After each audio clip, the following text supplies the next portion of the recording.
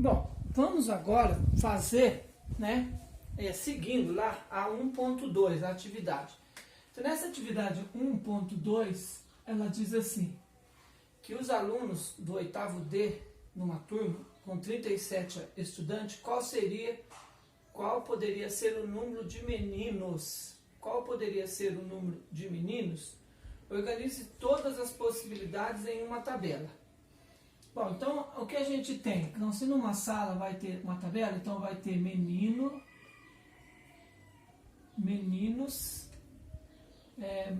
vai ter meninas, e obviamente que o total de aluno não vai mudar. Então, aí é para fazer todas as possibilidades. Então, quantos meninos? Então, como o problema está nos meninos, claro que pode ter nenhum menino? Claro que pode. Isso, se não tiver nenhum menino, significa que vai ter todas as outras possibilidades, então é de 37 meninas. Se somar o 0 mais 37, vai conferir os 37 alunos que tem no 8º D. Aí, vamos lá, uma outra possibilidade. Uma outra possibilidade poderia ser ter um menino só. Aí, para completar, teria que ter 36 meninas. E aí você teria também os 37 alunos. Então, o que está pedindo aí nessa atividade? É para você fazer uma tabela e nessa tabela colocar todas as possibilidades. É isso que é para fazer.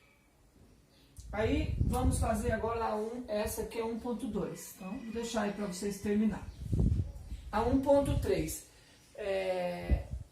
Ainda na 1.2 fala assim, ó, depois escreva uma expressão algébrica que traduza esse problema e explique o procedimento para resolvê-lo.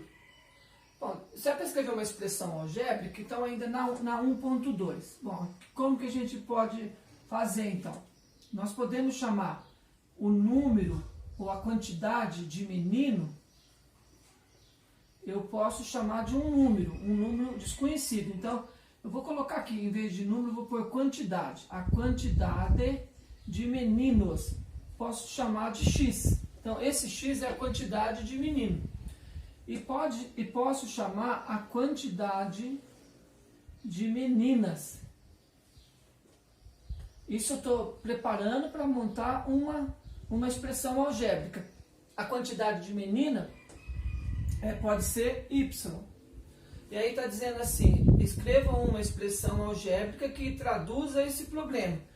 Embora eu não sei quanto que é o X e quanto é o Y, eu sei se eu pegar o X, a quantidade de meninos, e mais o Y, a quantidade de menina, isso é igual a 37. Né? Então essa é a expressão algébrica. Essa aqui está dando certinho a expressão algébrica. Aí pergunta, que traduz esse problema, e explique o procedimento para resolvê-lo. Procedimento para resolvê-lo. Se eu tenho o número de menina, se eu tenho o número de menino, como é que é o procedimento para saber o número de menina? É o quanto que está faltando para 37, né? Aí daí vocês podem até bolar a questão aí com as palavras de vocês. Então essa daqui é 1.2, ela ficou um pouco mais extensa porque ela continuava. Vamos fazer agora a 1.3. Ó, essa 1.3 é para a gente inventar um outro problema aí, que aquele que a gente viu era a quantidade de menino era uma variável, uma incógnita, e a quantidade de menino era outra incógnita. Aqui é para inventar um problema qualquer. Então, por exemplo, eu vou inventar aqui um problema. Um time lá na Alemanha, um time de futebol, ele tem 9 pontos. Um time de futebol,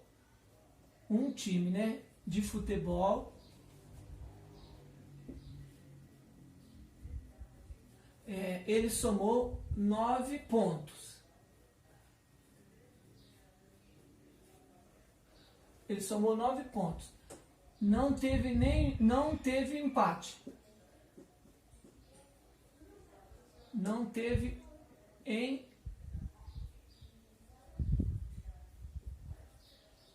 empate.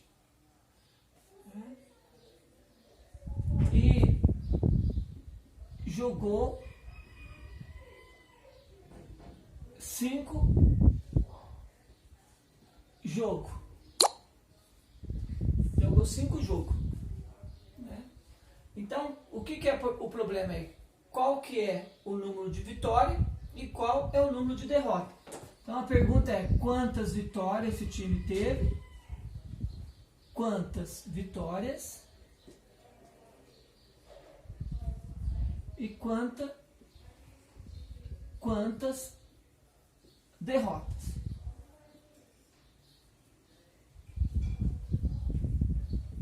Uma coisa que é importante no futebol, no futebol, uma vitória soma 3 pontos. E uma derrota soma 0 ponto. Já eu volto.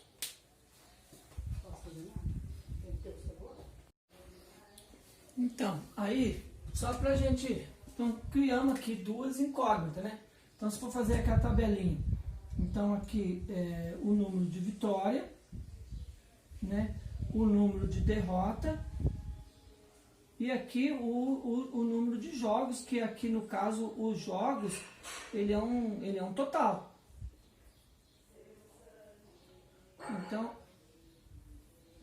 né, nesse caso aqui, né, ele fez, para dar os 9 pontos aqui, né, porque o total, o número de jogos aqui é 5, né, o número de jogos é 5. E o total de pontos, aqui o total de pontos é 9. Aí, vamos então descobrir, né, quanto que jogo que vai ser. Né? Será que vai ser 4 vitórias? 4 vitórias vai dar 12. Não é. Se colocar 3 vitórias, é mais quantas derrotas? 2 derrotas. 3 vitórias e 2 derrotas dá os 5 jogos. E 3 vitórias dá 9 pontos. Então, eu descobri aqui, né, poderia fazer outra situação, por exemplo, eu e a minha filha, juntos, eu e ela juntos, tem 100 reais. Né? Qual que pode ser a quantidade que a gente tem? Claro que não precisa numerar todas, mas eu e ela tem 100 reais. Né? Eu posso ter 50, ela ter 50, posso ter 20, ela ter 80, eu posso não ter nada e o 100 é tudo dela, né? Então aí você está criando problemas que envolvem duas aqui letras, né? 2 letras. É isso que é para fazer aí na 1.3. Aí vocês inventam o problema, por isso que vai dar criatividade que vocês têm, que vai dar probleminhas bem interessantes.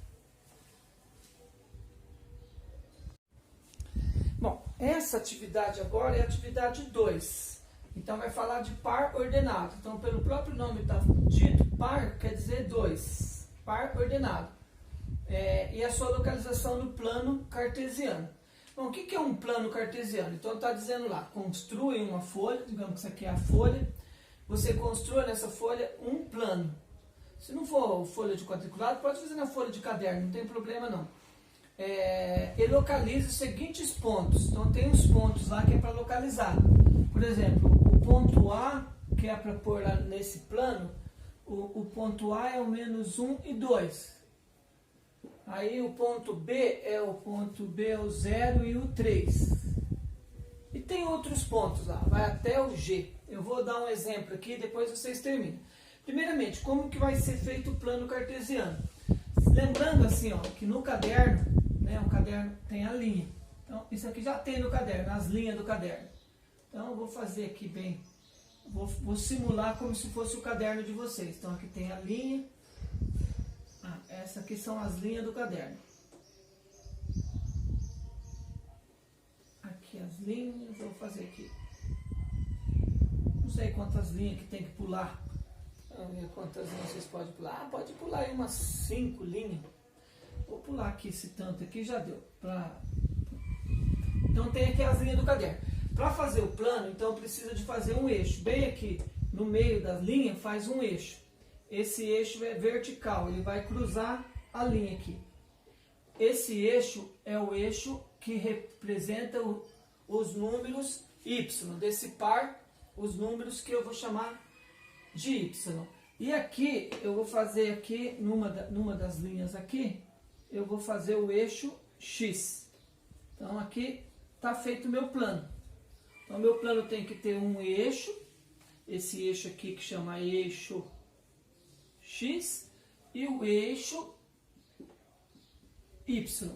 O que falta ainda? Bom, se aqui eu coloquei uma linha que é 1 centímetro mais ou menos, eu vou aqui também fazer igual, colocar os números aqui, ó, 1, 2, 3, bem certinho aí, de 1 em 1 centímetro.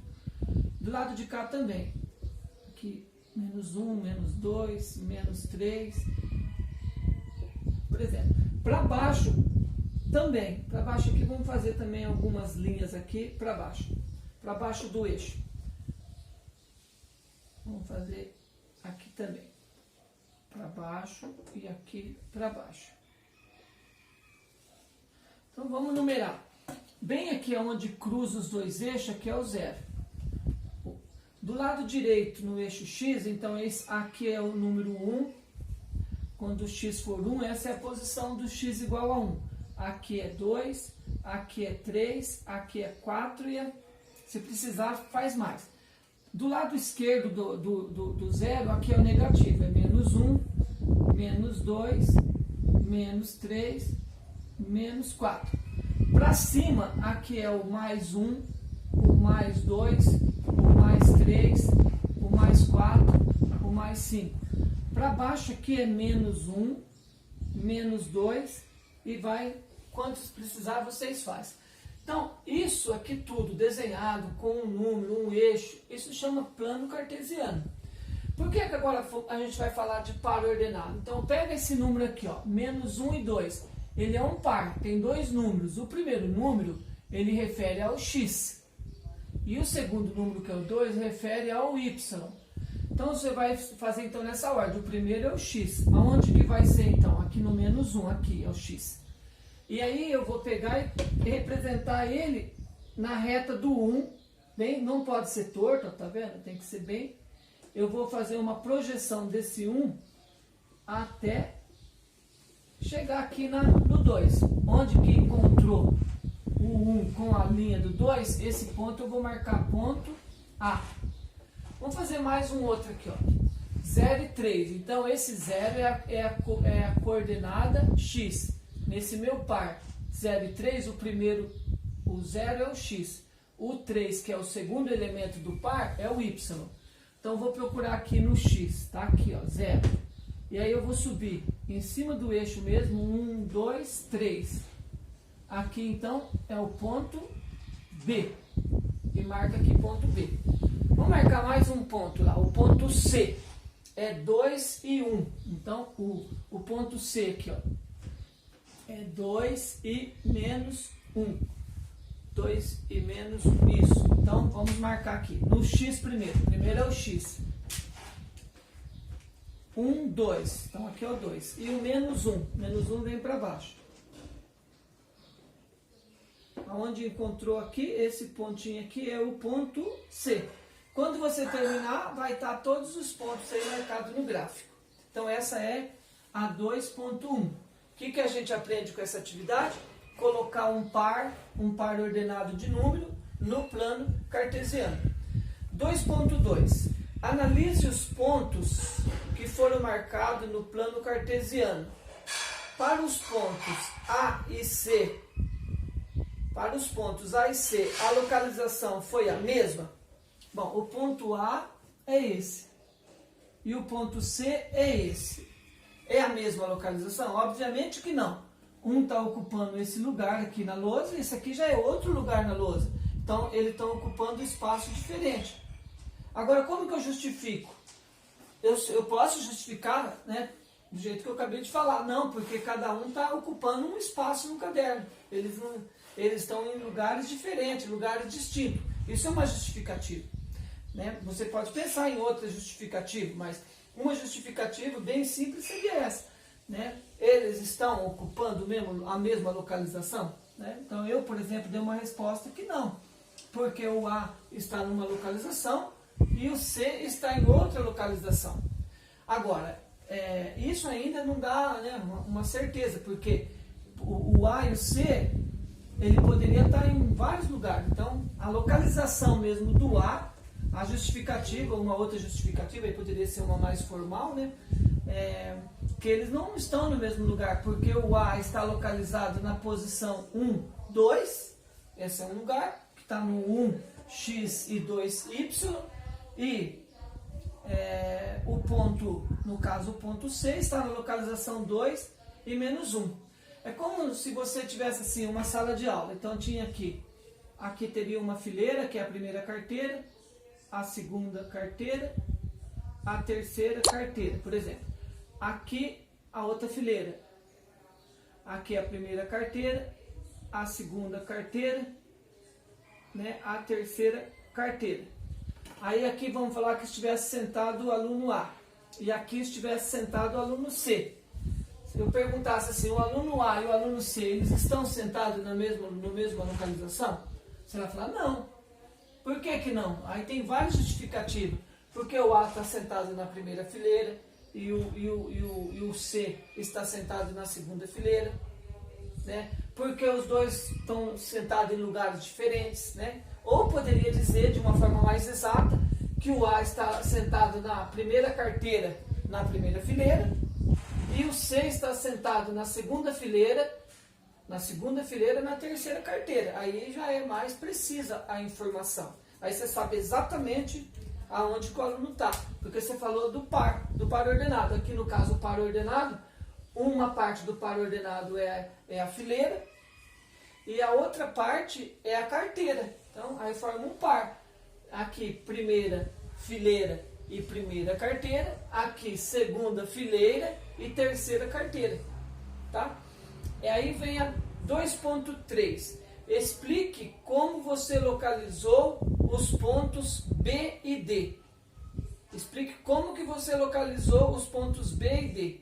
Bom, vamos falar como que eu localizo o ponto A.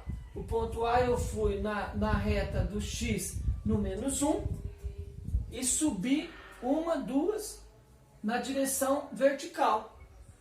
Né? Na direção vertical, né, do lado do Y. Então, como que eu achei o A? É assim que você vai explicar.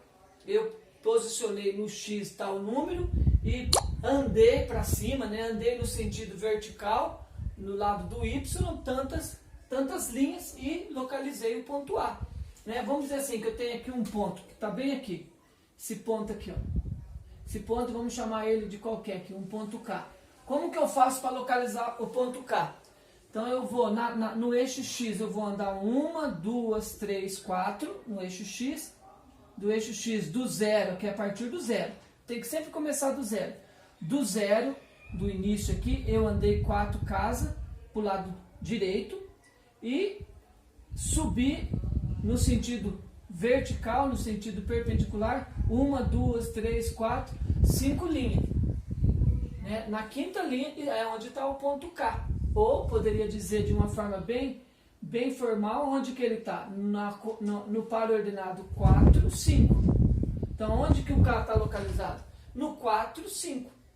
No par ordenado 4, 5. É lá que está o K. Tá? Bom, espero que vocês já tenham material aí para vocês fazerem. Vocês vão ter que fazer o plano, representar. Aí depois a gente continua com os vídeos, tá? Até mais, pessoal.